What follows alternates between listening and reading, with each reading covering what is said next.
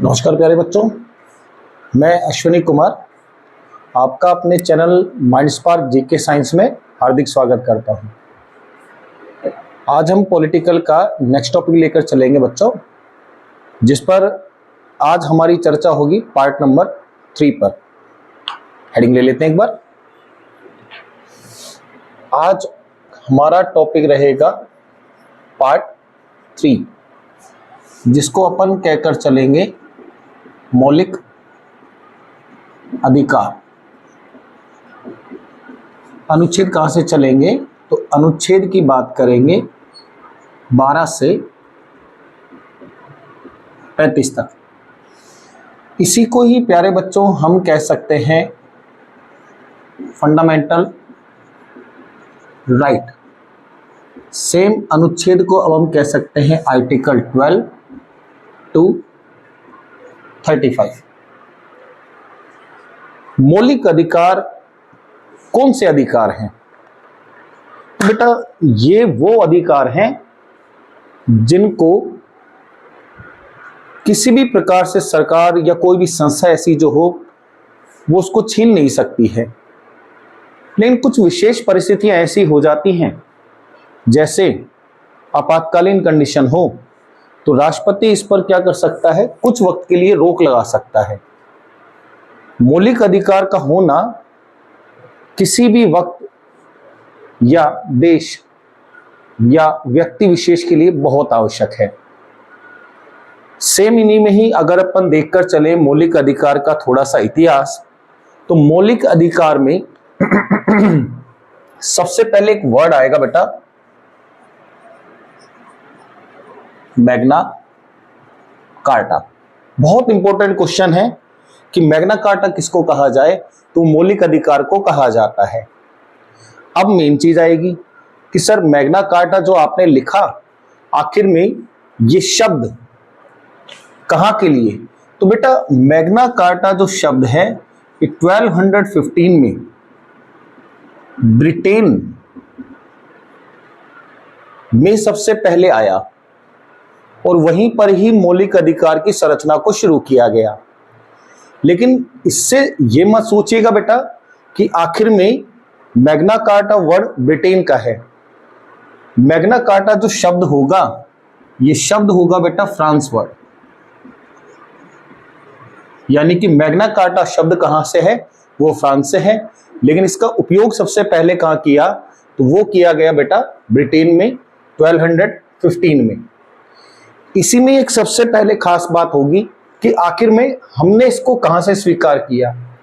तो प्यारे बच्चों ध्यान रखना, मौलिक अधिकार जो हमने लिए हैं वो लिए हैं यूएसए के संविधान से। तो यहां से हमें दो चीज खास मिली है कि एक तो मैग्ना कार्टा वर्ड कहां का है। मैग्ना कार्टा वर्ड बेटा फ्रांस का है। मैग्ना कार्टा वर्ड आखिर में कहां उपयोग में हुआ? ब्रिटेन में सबसे पहले उपयोग हुआ। कब? 1215 में। सेम इसी में ही इंडिया में मौलिक अधिकार कहां से लेकर आए? तो इंडिया में मौलिक अधिकार को हमने लिया है प्यारे बच्चों यूएसए के संविधान से। मैग्ना कार्टा का मतलब आखिर में क्या है? तो आपकी व्यक्तिगत यानी कि आपकी पर्सनल जीवन यानी कि आपकी लाइफ, आपकी व्यक्तिगत जीवन और स्वतंत्रता के लिए जो बनाया गया कानून है उसको ही मैग्ना कार्टा कह जाते हैं।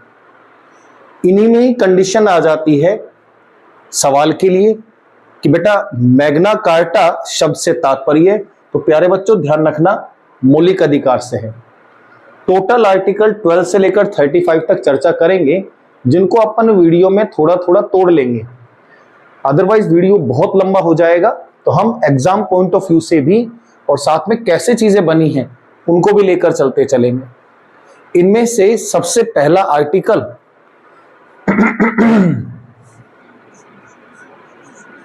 तो अनुच्छेद नंबर सबसे पहले बात करेंगे 12 पर। अनुच्छेद नंबर 12 जो है प्यारे बच्चों वो इसकी डेफिनेशन बोलता है, परिभाषाओं के बारे में बात करता है। अब परिभाषा यानी कि डेफिनेशन, तो परिभाषा किसकी? तो परिभाषा मिलेगी आपको यहां पर केंद्र की।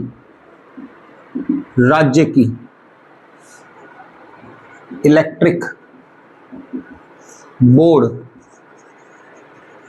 इन सब की परिभाषा जो है वो अनुच्छेद नंबर 12 में दी गई है कि आखिर में राज्य क्या होता है, केंद्र क्या चीज होगी, इन सभी के लिए हमने अनुच्छेद नंबर 12 की परिभाषा को साथ रखा है।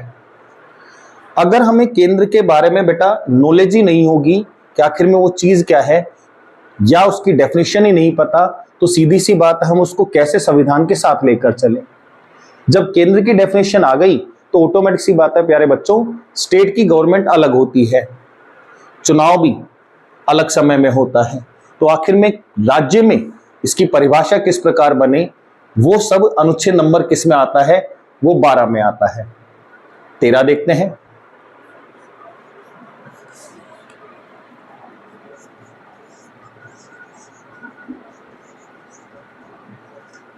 इसको इंग्लिश में कहा जाता है डेरोगेशन, हिंदी में कहा जाता है अल्पीकरण। अब डेरोगेशन या अल्पीकरण से मतलब क्या चीज होगी? सबसे पहली बात बेटा, फंडामेंटल राइट से आपको अधिकार जरूर मिले हैं।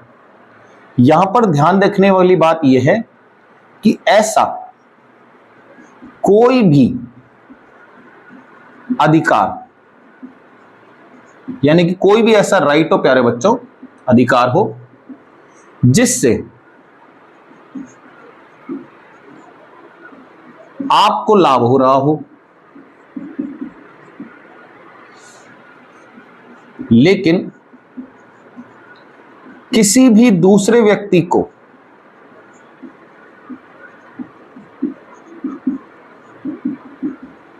इससे हानि हो रही हो, तो ऐसे मौलिक अधिकार को क्या कर देंगे, उसकी शक्तियों को कम कर दिया जाएगा। कम करने को ही कहा जाता है प्यारे बच्चों डेरोगेशन या अल्पीकरण। इसमें हम थोड़ा सा और चीज ले लेते हैं। एक बार आप जब तक यहां तक स्क्रीनशॉट लीजिएगा, फिर बात करते हैं। ओके,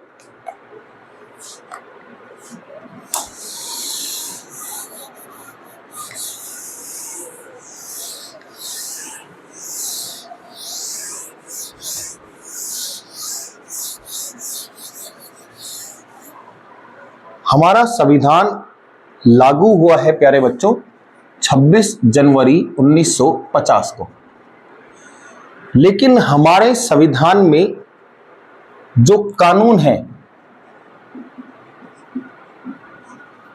वो दो तरीके से देखे जाते हैं। एक होता है प्री, एक होता है पोस्ट। प्री का मतलब बेटा पहले और पोस्ट का मतलब बाद में। तात्पर्य कुछ ऐसे है कि हमारे संविधान लागू होने से पहले जो कानून चल रहे हैं वो भी मान्य होंगे, और संविधान लागू होने के बाद जो हमारे पास कानून है वो भी आपके लिए लागू रहेंगे। इनमें से अगर हम एग्जाम्पल की बात करें तो हमारे संविधान के लागू होने से पहले हम एक आईपीसी, इसको अब तो हम भारतीय न्याय संहिता के नाम से देखें, same CrPC, CPC, transfer of property act, ये सब बेटा कानूनी किताबें हैं, कानूनी धाराएं हैं। ये सब हमारे संविधान से पहले की बात थी, यानी कि ये सब कहां चल रही है, संविधान लागू होने से पहले के कानून रहे हैं। लेकिन जैसे जैसे संविधान में बदलाव हुआ, यानी कि संशोधन करते गए, वैसे वैसे इन कानून में भी हम संशोधन करते गए। इनमें से अब कुछ कानून ऐसे हैं जो हमें एक बार जरूर देखने हैं।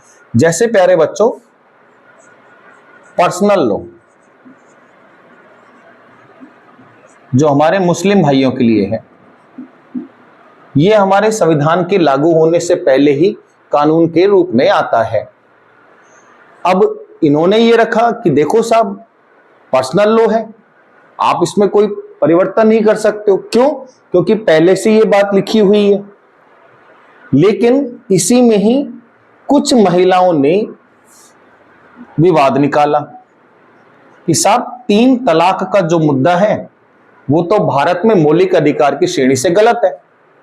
विवाद उठा कि पर्सनल लॉ में तो आप किसी प्रकार से कानून में परिवर्तन नहीं कर सकते, लेकिन जब मौलिक अधिकार में देखा गया कि 3 तलाक बोलना ये हमारे पास किसी भी प्रकार से वाजिब नहीं है, यानी कि ये तो समानता का संरक्षण ही नहीं है, जो हम अगले आर्टिकल में भी देखेंगे।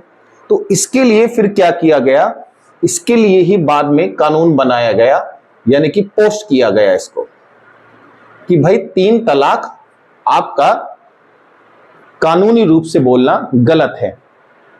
तलाक का मुद्दा तो केवल और केवल कोर्ट में ही किया जा सकता है, जबकि पहले ऐसे था कि किसी भी वक्त में 3 तलाक बोला गया और विवाह विच्छेद हो गया। क्लियर प्यारे बच्चों। इसके बाद अगला जो आर्टिकल हमारे पास है इसको कहकर चलते हैं आर्टिकल नंबर 14, अनुच्छेद नंबर 14, क्या कहकर चले, कानून के समक्ष समानता। कानून के समक्ष समानता का मतलब है equality before law. Equality before law, कानून से पहले नहीं प्यारे बच्चों, कानून के आधार पर सभी लोग बराबर है, कोई भी कम नहीं है, कोई भी ज्यादा नहीं है। उसी को हम कौन से आर्टिकल में बोलकर चलते हैं, अनुच्छेद नंबर 14 में बोलकर चलते हैं। अब इक्वेलिटी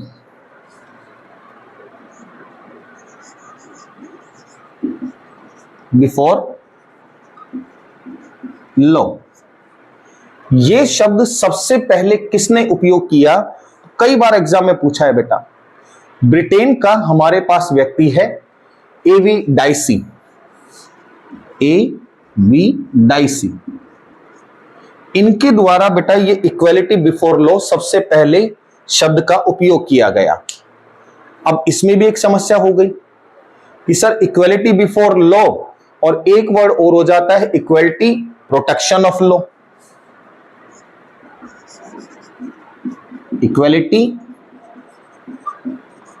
प्रोटेक्शन ऑफ लॉ मतलब यह है बेटा, कानून तो ये कह रहा है कि सभी बराबर हैं। मान लीजिएगा कि कोई 10 साल के बच्चे से अपराध हो जाए और कोई 18 साल के बच्चे से अपराध हो जाए, तो एक परिभाषा में तो आर्टिकल नंबर 14 कह रहा है कि दोनों बराबर हैं। क्योंकि साहब कैसे बराबर है, वो तो 10 साल का है, वो 18 साल का है। वही चीज के लिए एक और कंडीशन रखी, इक्वेलिटी प्रोटेक्शन ऑफ लॉ, यानी कि सजा का प्रावधान जो होगा वो आयु के आधार पर भी होगा। 18 साल से कम का व्यक्ति अगर कोई अपराध करता है तो उसको हम जेल की जगह बाल सुधार में भेजते हैं, जबकि 18 साल से ऊपर का कोई व्यक्ति अपराध करता है तो ऑटोमेटिक सी बात है बेटा, उसको अपन राष्ट्र के साथ लेकर चलते हैं। अब इनमें एक और दिक्कत आ गई, 2 ऐसे व्यक्ति हैं जो सजा को कम करने का अधिकार रखते हैं। राष्ट्रपति सजा को माफ कर सकता है, राज्यपाल सजा को कम कर सकता है। तो एक बार यहां पर देखो, राष्ट्रपति और राज्यपाल। मान लीजिएगा कि राष्ट्रपति से कोई अपराध हो जाए, किसी की हत्या हो जाए, तो प्यारे बच्चों सजा नहीं हो सकती। वही चीज राज्यपाल के साथ भी है। अब आप कहोगे साहब यहां तो आपने बताया इक्वेलिटी बिफोर लॉ है, कानून के समक्ष सभी समान है, लेकिन प्यारे बच्चों ये तो राष्ट्रपति है, राज्यपाल है। क्योंकि सर चलो सजा नहीं होगी तो फिर क्या मिलेगा इनको, इनके ऊपर बेटा फाइन लगा सकते हैं। क्योंकि सर ऐसे तो राष्ट्रपति या राज्यपाल कोई भी होगा किसी का भी मर्डर कर देगा, सजा का तो प्रावधान ही नहीं है, फिर क्या करें। उसके लिए ही कंडीशन रखी प्यारे बच्चों, इक्वेलिटी प्रोटेक्शन ऑफ लॉ, मतलब पहले इनको इनके पद से हटाओ, यानी कि राष्ट्रपति पर महाभियोग लगा दो। यदि पद से हट गया तो ऐसा व्यक्ति पद से हटते ही तुरंत ही क्या हो जाएगा, सामान्य व्यक्ति के रूप में होगा। अब आप उसको सजा के प्रावधान में ला सकते हो। लेकिन सर ये कैसे, इसकी कंडीशन ऐसे बेटा, मान लीजिएगा कि राष्ट्रपति ने अपराध किया और इन्हीं के पास तो एक शक्ति है क्षमादान का अधिकार, ये तो क्षमादान के अधिकार का उपयोग करते अपने आप को माफ कर लेंगे। इसीलिए हम क्या लेकर आए, इक्वलिटी प्रोटेक्शन ऑफ लॉ। कारण कि देखो भैया, अगर एज अलग है, कुछ चीजें अलग है, पद अलग है, तो उनके लिए भी अलग अलग शर्तों के साथ साथ हम कानून की व्यवस्था कर कर चलेंगे। लेकिन जहां पर कुछ पद विशेष हो जाए जिनमें सजा कम होने का प्रावधान आ जाता हो, सजा ना होने का प्रावधान है, तो पहले उन पद को खत्म कर दो जिससे सजा व्यक्ति को बराबरी मिले जैसी सामान्य व्यक्ति को मिलकर चलती है। क्लियर बेटा? एक बार आप स्क्रीनशॉट ले लीजिएगा, फिर आगे चलते हैं।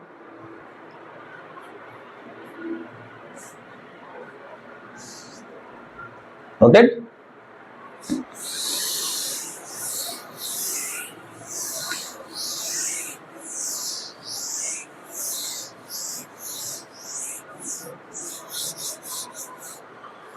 अब अपन बात लेकर चलेंगे बेटा अनुच्छेद नंबर 15।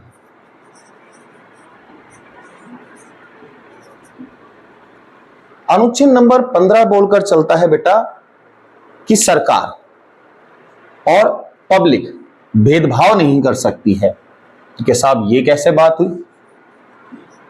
कोई भी सरकार हो बेटा, केंद्र हो, राज्य सरकार हो, और कोई भी पब्लिक हो, भेदभाव नहीं कर सकती है। यानी कि किसी भी व्यक्ति को धर्म, वंश, जाति, लिंग, स्थान विशेष के आधार पर भेदभाव नहीं हो सकता। ध्यान रखना प्यारे बच्चों, धर्म, वंश, लिंग, जाति, स्थान विशेष, इनके आधार पर आप किसी भी रूप से भेदभाव नहीं कर सकते हैं। यदि आप ऐसा कोई भी भेदभाव करते हुए पाए जाते हैं तो आपके ऊपर कानूनी प्रक्रिया लागू की जाएगी।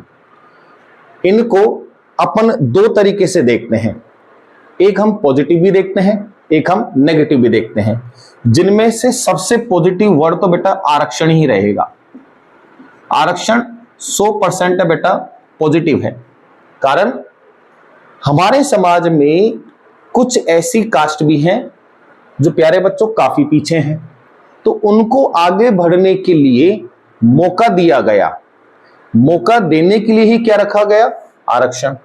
अब जो व्यक्ति आगे है, जैसे मान लीजिएगा कि ए व्यक्ति बहुत आगे चल रहा है, सेम ऐसा ही बी व्यक्ति है जो बहुत पीछे चल रहा है। अब इसको इसके बराबर करने के लिए ही तो आरक्षण दिया है, ताकि आने वाले वक्त में ये इसके बराबर आ जाए।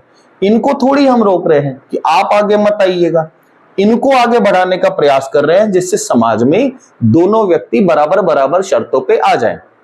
इसी के साथ हम इसको पॉजिटिव के रूप में लगकर चलते हैं। लेकिन हमारे पास बेटा आज भी कंडीशन ऐसी है कि धर्म के आधार पर सबसे ज्यादा भेदभाव रहे, कि तू हिंदू है, तू मुस्लिम है। सेम ऐसे ही अगर अपन बात करें वंश के आधार पर, तो वंश के आधार पर भी भेदभाव बहुत ज्यादा है। लिंग का तो बेटा सभी को पता है कि आज भारत में लिंगानुपात यानी कि सेक्स रेशियो क्या है। जाति के आधार पर बहुत ज्यादा भेदभाव है कि आप जनरल में आते हैं, आप ओबीसी में आते हैं, आप एससी में आते हैं। ये सारी कहानियों को जो अपन रखें तो बेटा बराबर करने के लिए दिया गया है आरक्षण, जो संवैधानिक है और वास्तविक रूप से सही है। बाकी अदर लोग इसको कहेंगे कि साहब ये तो गलत है, लेकिन बेटा वो इसको भी तो देखकर चलें, आगे तो है ही, उनको क्या करें, तो कम से कम बराबर करने के लिए तो दिया जाएगा ये आरक्षण। क्लियर? इसके बाद हम बात लेकर चलते हैं आर्टिकल नंबर 16 में।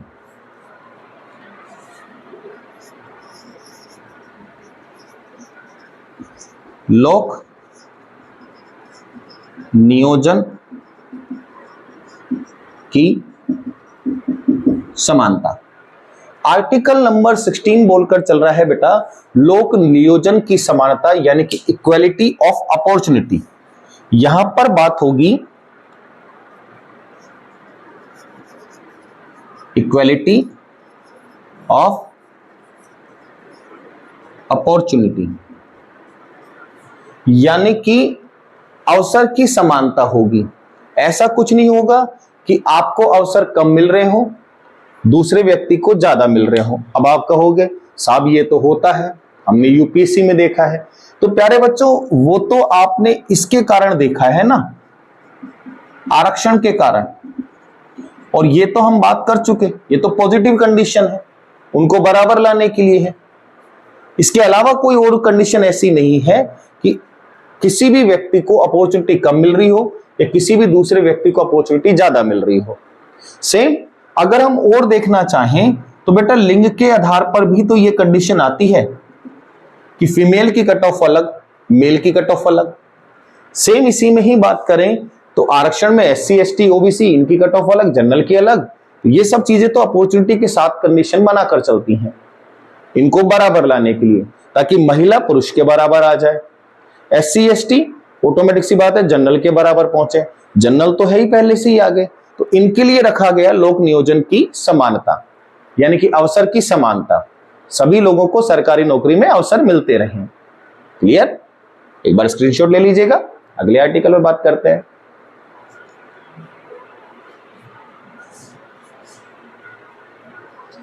नेक्स्ट अपन लेकर चलेंगे आर्टिकल नंबर 17।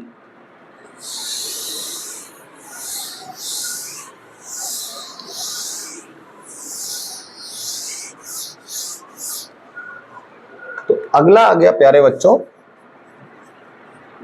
अनुच्छेद नंबर 17, बहुत इंपॉर्टेंट है, अस्पृश्यता का अंत, अनटचेबिलिटी।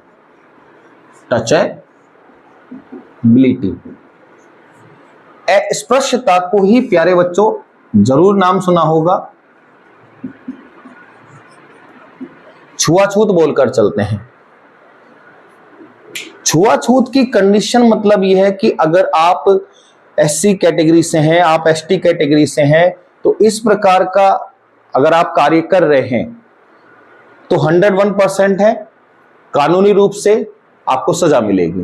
कारण हमारे संविधान में लिखा हुआ है कि ऐसा करने के लिए आप बाध्य नहीं रहेंगे, यानी किसी भी व्यक्ति को छुआछूत की कंडीशन नहीं। इसके लिए ही प्यारे बच्चों क्या किया गया, कानून बनाया गया। कब? 1955 में, कि कोई भी व्यक्ति अगर छुआछूत की कंडीशन लेकर चलता है, कोई भी ऐसा कार्य कर रहा है, तो उसको सजा का प्रावधान रखें। और इसी में ही आने वाले वक्त में बेटा क्या किया गया, 1989 में संशोधन कर दिया गया, और संशोधन कर कर बेटा इसमें क्या किया, सख्त सजा का प्रावधान रख दिया गया कि कोई भी व्यक्ति अगर ऐसा छुआछूत का कार्य कर रहा है तो उसको हार्ड तब सजा के रूप में रखा जाए, क्योंकि वो दूसरे व्यक्ति के अधिकारों का हनन कर रहा है। जबकि हमारा संविधान कहकर चल रहा है कि यहां तो भैया छुआछूत की संभावना नहीं होनी चाहिए, फिर भी आप छुआछूत कर रहे हैं। अब कुछ खास बात आएगी, जैसे अभी कुछ टाइम पहले आपको ध्यान होगा प्यारे बच्चों, कोरोना चल रहा था। कोरोना के समय हम व्यक्ति विशेष को अलग कर सकते हैं, वहां पर यह छुआछूत की बात नहीं हो रही है। या किसी खास व्यक्ति को कोई ऐसी बीमारी हो जाए, जैसे बात करें बेटा टीबी की। अब टीबी तो बेटा संपर्क में आने से होने वाला रोग है, ऐसे व्यक्ति को तो हमें अलग करना ही पड़ेगा। अब अगर उसको साथ लेकर चल रहे हो और वही व्यक्ति ये कह दे कि भाई मेरे पास आर्टिकल नंबर 17 है, छुआछूत का प्रावधान है, अगर आप ऐसा करोगे तो आपको सजा दिला देंगे, लेकिन हम उसको चैलेंज कर सकते हैं ना कि भैया आपको रोग हो रहा है, ऐसा रोग होने की वजह से मेरी भी जान को हानि हो सकती है, तो यहां पर तो आप बेटा इस चीज को ले सकते हो। लेकिन किसी व्यक्ति के साथ अगर जातिगत आधार पर अगर आप छुआछूत कर रहे हैं, वो चीज गलत है। जबकि अब भी कई बार गांव में गौर किया होगा कि इन कैटेगरीज के व्यक्तियों को आज भी नीचे बिठाया जाता है। राजस्थान के कई क्षेत्रों में देखा होगा कि एससी या एसटी व्यक्ति की आज भी बारात में घोड़ी का उपयोग नहीं होता। अगर घोड़ी पर वो बारात निकालते हैं तो 100% है, समाज के प्रभुत्वशाली व्यक्ति घोड़ी को या तो हटवा देते हैं या दूल्हे को घोड़ी से उतार दिया जाता है। फिर इसी शक्ति का व्यक्ति उपयोग करेगा दूल्हा। कैसे? नियरेस्ट पुलिस स्टेशन में फोन कर कर कहता है कि साहब छुआछूत की कंडीशन चल रही है मेरे साथ। अब पुलिस जाब्ते के साथ व्यक्ति विशेष की यहां पर निकासी निकाली जाती है। उस वक्त में कोई सा भी समाज का प्रबुद्ध व्यक्ति नहीं आता कि देखो हमने घोड़ी पर उतार दिया। अगर ऐसा करने वाला व्यक्ति है तो पुलिस महकमे के सामने करके दिखाए कि साहब देखो हम दमदार है, हम करके उतार देंगे। क्लियर बात? तो छुआछूत बेटा वास्तविक रूप से एक भयंकर अपराध है। इसके बाद अगला अनुच्छेद देखें, आर्टिकल नंबर 18। ये कहकर चलता है प्यारे बच्चों, उपाधियों का अंत। एबोलिशन ऑफ टाइटल इसको अगर अपन कहकर चलते हैं, यानी कि उपाधियों का अंत किस प्रकार से है।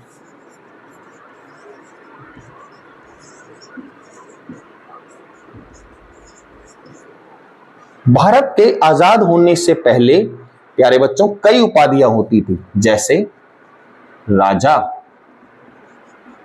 नाइटहुड। इसके अलावा अगर अपन बात करें राय बहादुर, तो इन उपाधियों को क्या कर दिया गया, समाप्त कर दिया गया कि ऐसी कोई भी उपाधि आप अपने नाम के साथ नहीं रख सकते हो। लेकिन इसमें एक छूट भी दी गई, यदि, तो छूट किस में मिली बेटा? छूट मिली है दो चीज में, शिक्षा में यानी कि एजुकेशन के लिए, और दूसरी रखिए बेटा सेना यानी कि आर्मी। अगर आप पीएचडी की डिग्री ले लेते हैं तो आप अपने नाम के आगे डॉक्टर लगा सकते हैं, कारण छूट है, शिक्षा से संबंधित उपाधि है। सेम ऐसे ही व्यक्ति सेना में है, कोई कर्नल है, ब्रिगेडियर है, तो ब्रिगेडियर अपने नाम के आगे वो लगा सकता है, कारण उपाधियों का जो अंत हुआ है प्यारे बच्चों वो इनके लिए नहीं है, शिक्षा और सेना के लिए। बाकी अगर इसके अलावा आप कोई भी उपाधि अपने नाम के आगे लगाकर चलते हैं तो ऐसी उपाधि भारत के संविधान के आधार पर आपके लिए गलत होगी। उन उपाधियों का आप किसी भी रूप से प्रयोग नहीं कर सकते हैं। इनके अलावा आप कोई भी उपाधि को साथ रख पाओगे, यानी कि शिक्षा और सेना की। आज प्यारे बच्चों हमने मौलिक अधिकार के अनुच्छेद नंबर 12 से 18 तक बात करी, जिनमें से आप ध्यान रखिएगा अनुच्छेद नंबर 12 सबसे पहले परिभाषा की बात कर चलता है। सेम ऐसे ही अनुच्छेद नंबर जो 13 है वो अल्पीकरण, मतलब आपके अधिकार के कारण किसी दूसरे व्यक्ति का नुकसान अगर हो रहा हो तो आपके अधिकारों को कम कर दिया जाएगा। यहां बात हो गई अनुच्छेद नंबर 13 की। सेम ऐसे ही अनुच्छेद नंबर 14 यानी कि कानून के समक्ष सभी व्यक्ति बराबर है, कोई भी व्यक्ति कम नहीं है, कोई भी व्यक्ति ज्यादा नहीं है। अनुच्छेद नंबर 15 धर्म, वंश, लिंग, जाति और स्थान विशेष के आधार पर आप किसी भी व्यक्ति से भेदभाव नहीं कर सकते हो। इसके बाद अनुच्छेद नंबर 16 कहता है अवसरों की समानता, यानी कि सभी व्यक्ति को नौकरियों में अवसर की समानता मिलेगी। अनुच्छेद नंबर 17 अस्पृश्यता यानी कि अनटचेबिलिटी यानी कि छुआछूत, और अनुच्छेद नंबर 18 यानी कि उपाधियों का अंत, जिनमें से शिक्षा और सेना की उपाधि आप ले सकते हैं। इंपॉर्टेंट कौन से आर्टिकल है? तो अनुच्छेद नंबर 12 परिभाषा के लिए, दूसरा अनुच्छेद नंबर 15 यानी कि धर्म, वंश, लिंग, जाति के आधार पर कोई भेदभाव नहीं। इसके बाद अनुच्छेद नंबर 17 मोस्ट इंपॉर्टेंट है, सीधा लिख कर दिया हुआ है अस्पृश्यता का अंत कौन से अनुच्छेद में है? तो अनुच्छेद नंबर 17 में। भाग पूछ ले, मौलिक अधिकार, फंडामेंटल राइट। सेम इसके बाद अनुच्छेद नंबर 18 कई बार पूछा हुआ है कि उपाधियों का अंत किस अनुच्छेद में लिखा हुआ है? तो उपाधि का अंत लिखा हुआ है अनुच्छेद नंबर 18 में। ठीक है, आशा करते हैं आज की क्लास आपको क्लियर हो गई होगी। मिलते हैं जल्दी ही इसके आगे के आर्टिकल्स में, तब तक के लिए धन्यवाद।